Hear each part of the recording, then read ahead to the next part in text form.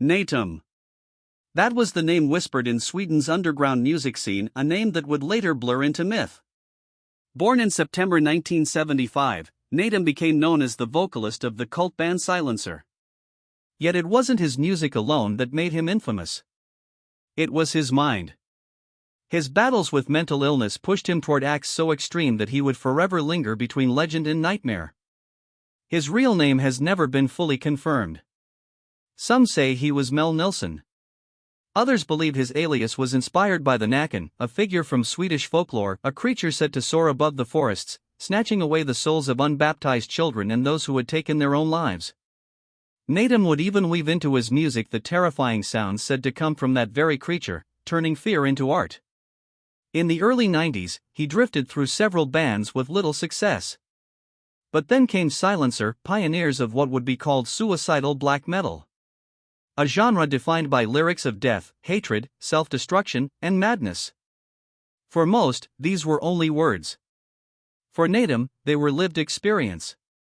During the recording of their one and only album, Death, Pierce Me, Natam pushed himself beyond reason.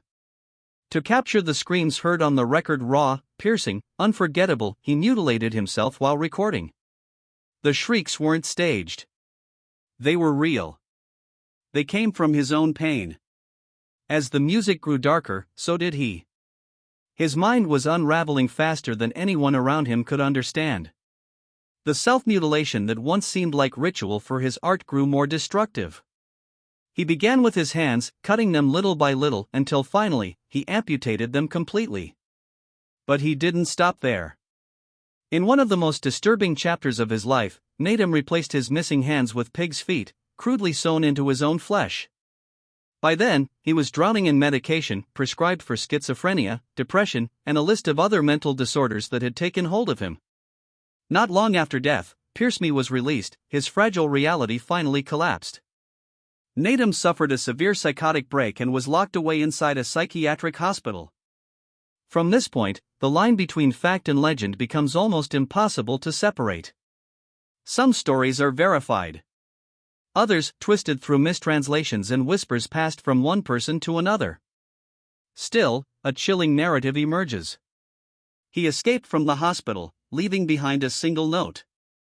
Its words were as disturbing as they were prophetic.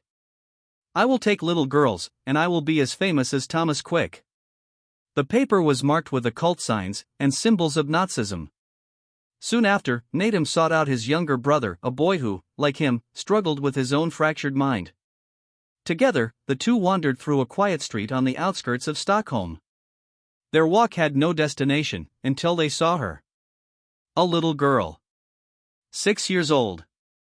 Playing alone in her yard. Natam turned to his brother and gave the order. The boy raised an axe. He swung. The blow missed its mark, but it left the child gravely wounded. Neighbors rushed to her screams, overpowering the attacker. The brother was captured and locked away in a maximum security psychiatric facility. But Natam? He slipped away. After that night, he disappeared into the shadows. No official record tells us where he went, or if he was ever found. His name never surfaced again in police reports, nor in hospital archives. It was as if he had been swallowed whole by the very myths that once inspired him. What remains today is not a clear biography, but a blur of stories, half-truths, mistranslations, and urban legends passed from voice to voice. Some say he still roams Sweden, hidden away, surviving on the fringes of society. Others believe he died long ago, consumed by his own madness. But whether Natam was truly a man or already a myth in his own lifetime, one thing is certain. His story spread far beyond music. It became a haunting cautionary tale of art pushed past the edge of sanity, of how suffering can turn into spectacle, and of how legends are born not only from genius, but from darkness. And so, the name Natam lives on. Not in sold-out stadiums, nor in glossy magazines. But in whispers. In internet forums. In the memories of those who dare to press play on Death, Pierce Me. A voice screaming from the abyss. A voice that was real.